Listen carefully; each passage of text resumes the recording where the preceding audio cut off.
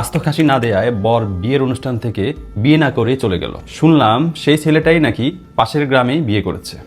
সেই বিয়েতে তাকে আস্ত খাসি দেয়া হয়েছে। ছেলেটি হাসি হাসি মুখ করে খুব মজা করে খেয়েছে সেই খাসিটি। আঙুল ফুলে কলা গাছ, এই বাগধারার কথা আপনারা সবাই জানেন। এটার অর্থ হচ্ছে হঠাৎ বড়লোক হওয়া মানুষ। যারা হঠাৎ বড়লোক হয় এদের বেশিরভাগই সেই টাকার ভার নিতে পারে না বা সহ্য করতে পারে না, তাই তারা যেখানে সেখানে উদ্ভট আচরণ করে। এই ছেলেটিরও একই অবস্থা হয়েছে। ছেলেটি জাপান প্রবাসী। আপনারা জানেন জাপানে যেতে আহামরি টাকা লাগে না। একজন প্রবাসী মধ্যপ্রাচ্যে যেতে যে টাকা খরচ করতে হয় সেই টাকাটাও খরচ করতে হয় না জাপানে যেতে। শুধু চলার মতো জাপানের ভাষা জানলে, কাজ জানলে আর ভাগ্যে থাকলে জাপানের কাজের ভিসা হয়ে যায়। তবে শুনেছিলাম এই ছেলেটি স্টুডেন্ট ভিসা নিয়ে গিয়েছে, তবে তার আচরণে তা মনে হচ্ছে না। যেহেতু জাপানে পারিশ্রমিক খুব ভালো দেয় তাই অল্প দিনেই ভালো টাকার মালিক হয়ে যায় সে। কিন্তু টাকা তার জন্য অভিশাপ হয়ে এসেছে। সে এখন আর মানুষকে মানুষ মনে করছে না। সবাই টাকার ভার সহ্য করতে পারে না, এর মধ্যে এই ছেলেটি একজন। আপনাদের মনে আছে নিশ্চয়ই 3 ইডিয়টস মুভির সেই বিখ্যাত দুটি সিনের কথা, যেখানে দেখা যায় কারিনা কাপুরের হবু জামাই টাকার অহংকারে শুধু মানুষকে বিভিন্ন জিনিসের দাম শোনায় যাতে মানুষ বুঝে সে বড় লোক। এখানেও একই অবস্থা হয়েছে। সে লোক দেখানোর জন্য বিয়ে করেছে, তাকে তার শ্বশুর বাড়ির মানুষ কত গুরুত্ব দেয় তা দেখানোর জন্য।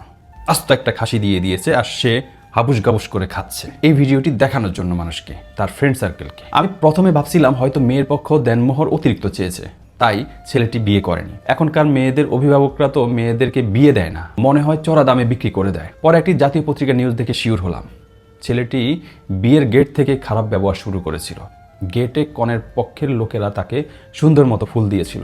যেহেতু ছেলেটি জাপান প্রবাসী তার এমনিতে অন্যরকম সম্মান, যেহেতু টাকাওয়ালা। কিন্তু সে সেখানে থাকা মেয়ের পক্ষের সাথে বাজে ব্যবহার শুরু করেছিল, টাকার গরম দেখানো শুরু করেছিল। তারপর বরযাত্রীদের খাওয়া যখন প্রায় শেষের দিকে, তখন সে উগ্র মেজাজ দেখিয়ে জিজ্ঞেস করতে থাকে তার পাতে আস্ত খাসি দেয়া হয়নি কেন।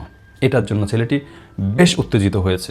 মেয়ের বাবা বারবার তাকে সুন্দর করে বুঝিয়ে বলেছিল। এক পর্যায়ে মেয়ের বাবা এটাও বলেছিল তার বাড়িতে একটি নয় 2টি খাসি পাঠাবে। তবু ছেলেটি শান্ত হয়নি, সে টাকার গরম দেখাচ্ছে।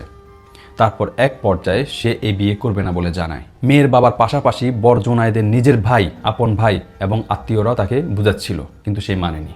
সে এক পর্যায়ে তার নিজের আপন ভাইকে বলে, তোর ইচ্ছা হলে তুই এই মেয়েকে বিয়ে কর, আমি করতে পারবো না। কতটুকু বেয়াদব হলে নিজের হবু বউর ব্যাপারে এই কথাটা বলতে পারে সে। সাথে এটাও বলে যে খাসি ছাড়া সে খাবে কিন্তু আর কোনোদিন শ্বশুর বাড়িতে আসবে না এবং তার বউকেও আসতে দেবে না।